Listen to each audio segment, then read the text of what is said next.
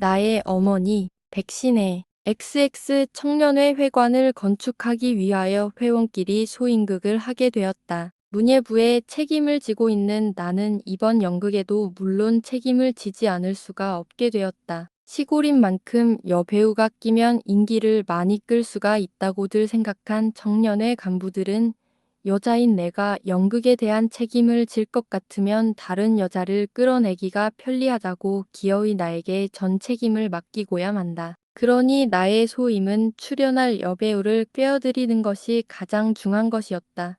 그러나 아직 트레머리가 서우명에 불과한 시골이라 아무리 끌어내어도 남자들과 같이 연극을 하기는 죽기보다 더 부끄러워서 못하겠다는 둥. 또는 해도 관계없지만 부모가 야단을 하는 까닭에 못하겠다는 둥. 온갖 이유가 다 많아서 결국은 여자라고는 출연할 사람이 한 사람도 없게 되고 부득이 남자들끼리 하는 수밖에 없었다. 그래서 우리들은 밤마다 XX 학교 빈 교실을 빌려서 연극 연습을 시작하게 되었다. 연습을 시키고 있는 나는 아직 예전 그대로의 완고한 시골인 만큼 일반에게 비난을 받지나 않을까 하는 여러 가지로 완고한 시골에서 시녀성들이 취하기 어려운 행동에 대한 고려를 하지 않을 수 없어서 다른 위원들과 같이 여러 번 토론도 해보았으나 내가 없으면 연극을 하지 못하게 되는 수밖에 없다는 다른 위원들의 간청도 있어서 나는 그까지 주저하면서도 끝까지 일을 보는 수밖에 없었다. 오늘은 그 공연을 이틀 앞둔 날이다.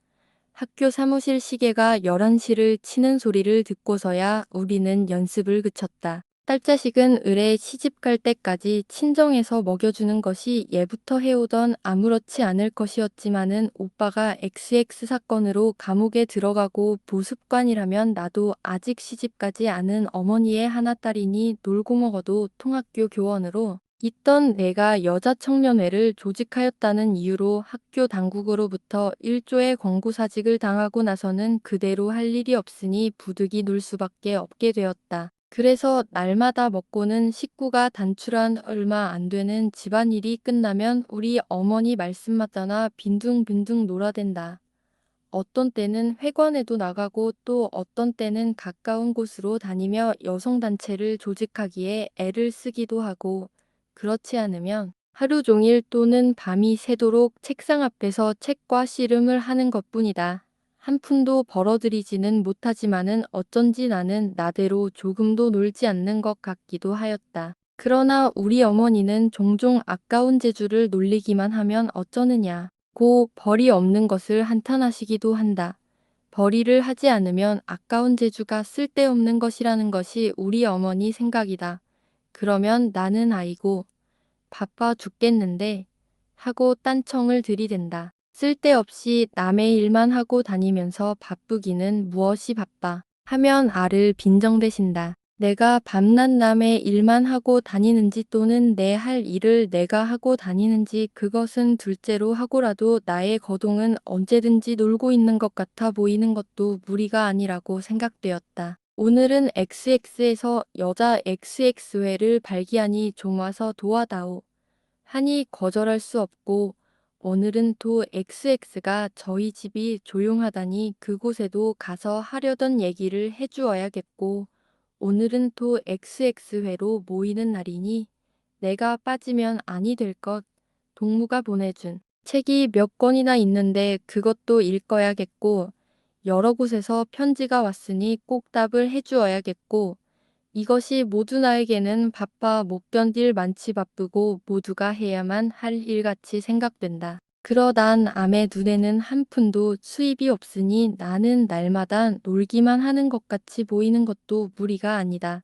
더욱이 우리 어머니에게는 하루나 이틀이 아니고 몇 해든지 자꾸 나 혼자만 바쁘고 남의 눈에는 아까운 재주를 놀리기만 하면서 먹기가 좀 어색하게 생각되지 않을 수가 없었다. 17살 때부터 교원으로서 얼마 안 되는 월급이나마 받아서 꼭꼭 어머니 살림에 보태드릴 때는 내 마음대로 무슨 일이든지 하고 싶은 대로 했었고 또 마음으로는 하고 싶어도 그만 참고 있으면 어머니가 척척 다 해주시기도 했었다. 말하자면 어머니는 어떻게든지 내 마음에 맞도록 해주시려고 애를 쓰시던 것이었다. 그러나 이제는 의뢰해야 할 말도 하기가 미안하고 아무리 마음에 맞지 않는 것이라도 불평을 말할 수가 없어졌다. 심지어 몸이 아플 때도 어디가 아프다는 말조차 하기가 미안해진다. 병원, 약값, 이것이 연상되는 까닭이다.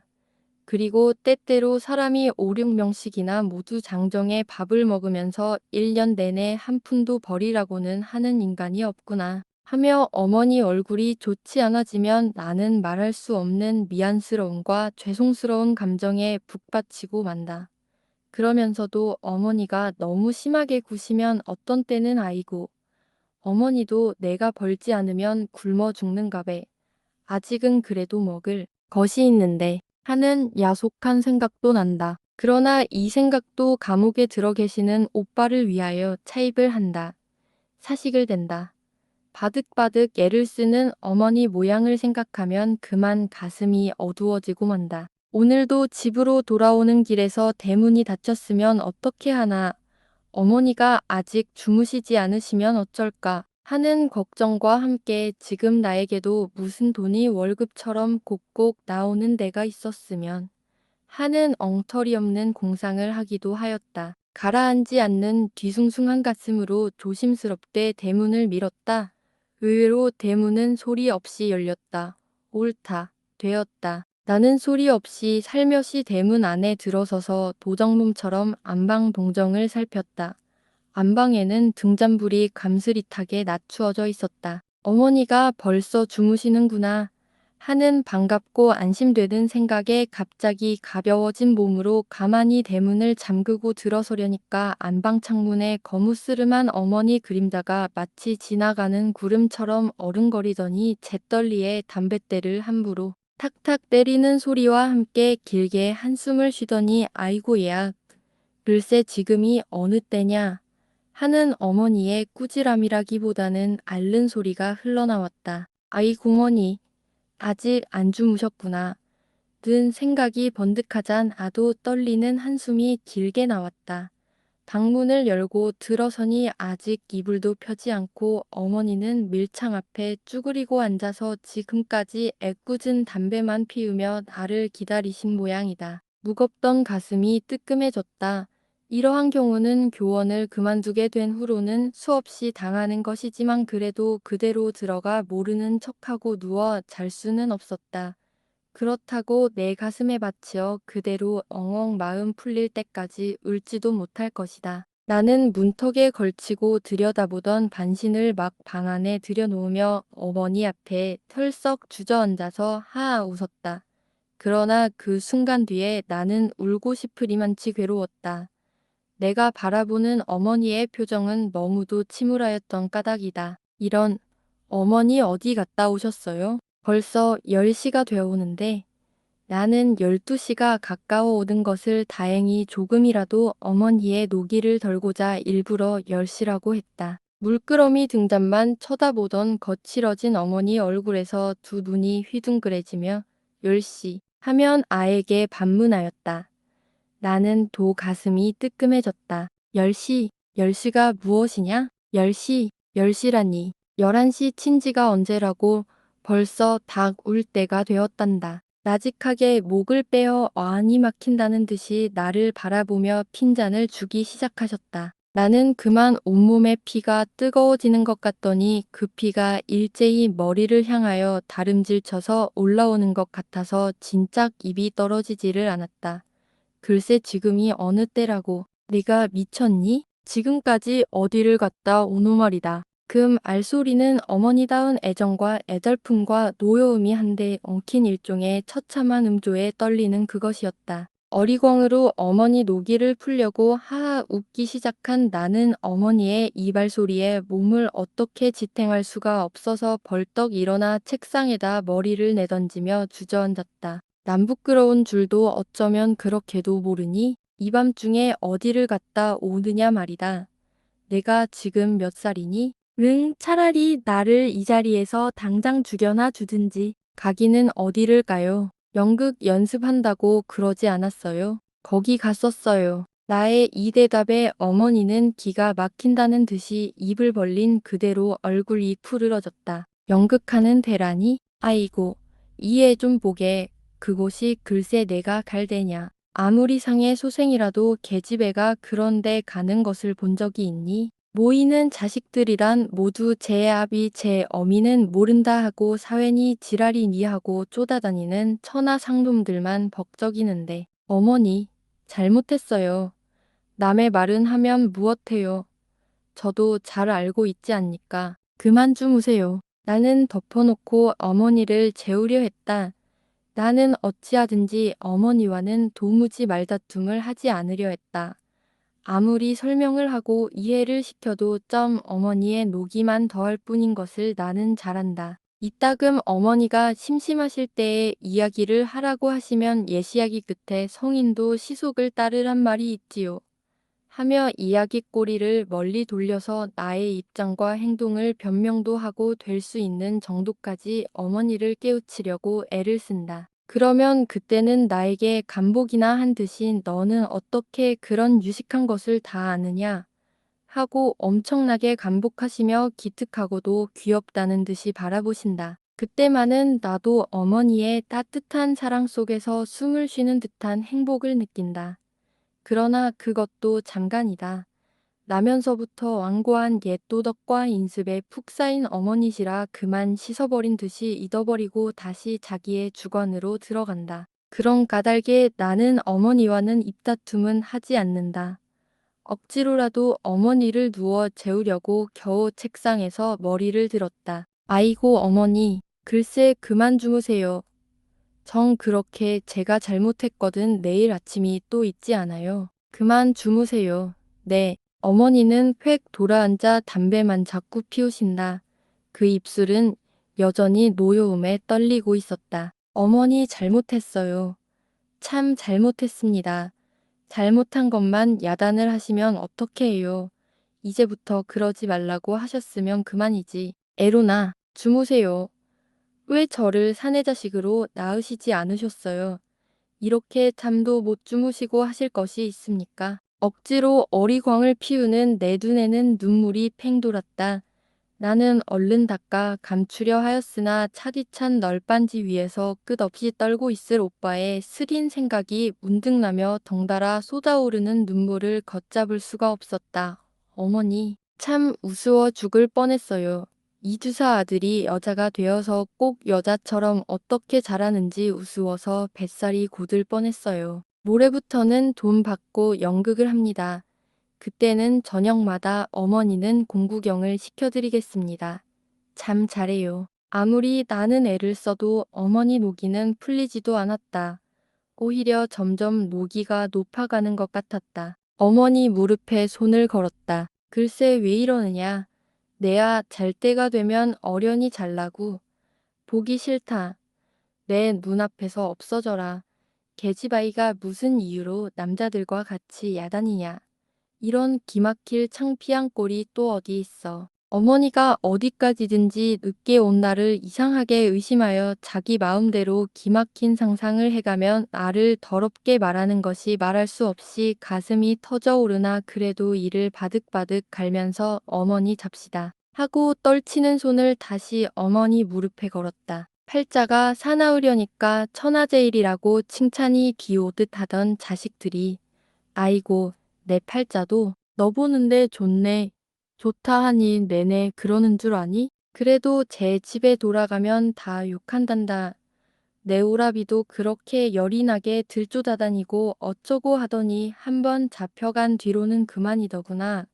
너도 또 축현에다가 내 오라비처럼 감옥 속에나 보내지 별 수 있을 줄 아니? 나는 그만도로 책상에 와 엎드렸다. 자신의 편함과 혈육을 사랑하는 것밖에 아무것도 모르고 도덕과 인습에 사무친 저 어머니의 자기 생명 같이 키워놓은단 두오누이로 말미암아 오늘에 받는 그 고통을 생각할 때 나는 가슴이 다시금 찌르르 하고 쓰라렸다. 저 어머니가 무엇을 알리? 차라리 꾸지람이라도 실컷 들어두자 하는 가엾은 생각에 죽은 듯이 엎드려 있었다. 방 안의 공기가 쌀쌀하게 움직이더니 납을 녹여 붓는 듯이 무겁게 가라앉는다. 이, 밥 안 먹겠니? 어머니 노기는 턱없이 올라가다가 풀리기도 잘한다. 그것은 마음이 약하신 어머니는 모든 자증과 괴로움에 문득 속이 상하시다가도 그 속 풀리를 하는 곳이 언제든지 얼토당토 않는데 마주치고만 것을 깨달으면 곧 눈물로 변해서 사라지고 만다. 언제든지 밤참을 꼭꼭 잡수시는 어머니다. 내가 돌아오기를 기다려 지금까지 잡지 않은 모양이다. 나는 새삼스럽게 가슴이 차게 놀랐다. 갑자기 어떻게 대답을 해야 좋을지를 몰랐다. 안 먹겠어요. 연극 연습을 하던 때에는 어느 정도까지 시장함을 느꼈었으나 지금은 모가지까지 무엇이 꽉 찬 것 같았다. 뒤미쳐. 먹지 않아? 왜 안 먹어? 어머니는 조금 불쾌한 어조로 다시 권하셨다. 잇따라 숟가락이 쇠그릇에 칼칼스럽게 마주치는 소리가 났다. 얼마 후에 또다시 얘, 밥 먹어라. 내 오라비는 저렇게 떨고 있으련마는 그래도 나는 먹는다. 저 나오는 것을 보고 죽으려고 목이 메인 한숨과 함께 숟가락을 집어던진다. 나는 지금까지 참았던 울음이 와락 치받쳐 전신이 흔들렸다. 이윽고 다시 담배를 넣기 시작하시던 어머니가 지금까지의 것은 모두 잊어버린 것 같은 부드러운 말소리로 다시 권하셨다. 배고프지? 좀 먹으렴. 나는 감격에 맞춰 다시 가슴이 찌르르해졌다. 나 까닭에 썩는 속을 오빠를 생각하여 눌러버리고 오빠를 생각하여 옛 끓는 간장을 그나마 조금 편히 곁에 앉은 나를 위하여 억제하려는 가슴을 어머니, 나는 그 어머니의 가슴을 잘 안다. 그 괴로움을 숨 쉴 때마다 느낀다. 기어이 몸을 일으켜 다만 한 숟가락이라도 먹어 보이고 싶으리만치 내 감정은 서글펐다. 천천히 마루로 나가시던 어머니가 얼마 후에 손에 감주 한 그릇을 떠 가지고 들어오셔서 내 옆에 갖다 놓으시며 밥 먹기 싫거든 이거나 좀 먹어라. 나는 가슴이 터져라 하고 큰 소리로 외치고 싶었다. 가엾은 어머니, 가엾은 딸. 담배 한 대를 도 피우고 난 어머니는 허리를 제이며 자리에 누우셨다. 내가 이 감주를 먹지 않으면 어머니 속이 얼마나 아프시랴. 오빠 생각에 넘어가지 않는 음식이라도 내가 먹지 않을까 해서 일부러 많이 먹는 척하시는 가엾은 어머니가 얼마나 슬퍼하실까. 나는 한 입에다 그 감주를 죄다 삼켜버리고 크게 웃어서 어머니를 안심하시게 하고 싶은 감정에 꽉 찼으나 전신은 돌과 같이 여물어졌다. 석유가 다를까 하여 등잔불을 끄고 자리에 누웠다. 이웃집 시계가 새로 한시를 땡 쳤다. 어머니가 후 한숨을 쉬셨다. 아, 어머니, 가엾은 어머니. 지금 어머니는 내가 안타까운 어머니의 속을 알지 못하고 야속한 어머니로만 여기는 줄 아시고 그다지 괴로워하십니까?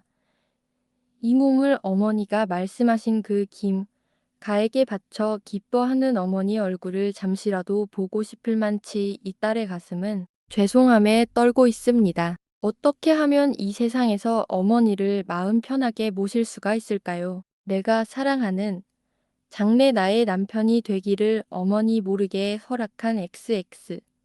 그도 나와 같은 울음을 우는 불행과 저주에 헤매는 가난한 신세이외다. 그러면 나는 무엇으로 어머니를 편하게 할까요? 그러나 나의 어머니, 나는 어머니가 좋아하시는 김가에게도 이 몸을 바치지 않을 것입니다. 또 내일 밤도 빠지지 않고 가야 합니다. 가엾은 나의 어머니.